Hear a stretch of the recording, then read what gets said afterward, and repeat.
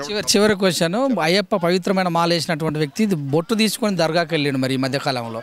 So అతన్ని చాలామంది follow అవుతారు, అతను చెప్పినట్టు వింటారు, రక్తం కూడా ఇచ్చేటటువంటి వ్యక్తులు ఎలా చూడాలి మరి ఈ విషయంలో? అది ఈరోజు ఒక్క రోజుతో చెప్తే అయిపోయే పని కాదండి. అది మేము ఎప్పుడు కూడా చెప్తాం. నేను చెప్పాను కదా, ముందు నా నుంచి ప్రారంభం కావాలని చెప్పా.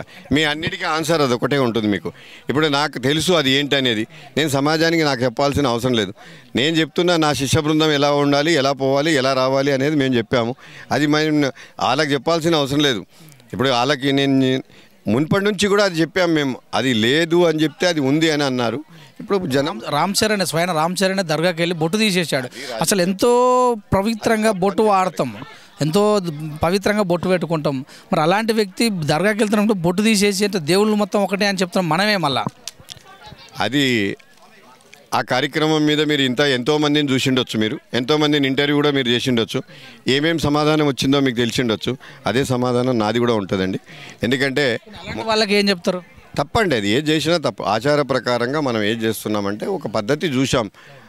ఇప్పుడు అప్పట్లోనే అందరూ కూడా 50 మంది దర్గాకు పోవాల్సింది అదే ఉంది అనుకుంటే మరి ఇప్పుడు అదెందుకు? ఇప్పుడు అప్పుడే లేదని చెప్పాము మేము. ఇప్పుడు అది మరి దాని గురించి మళ్ళీ చర్చ చేసి దీన్ని ఒక రాజకీయ వేడి చేయాలనుకుంటే మాత్రం వేస్ట్ అండి. తప్పులు చేస్తున్నట్టు తప్పకుండా స్వామి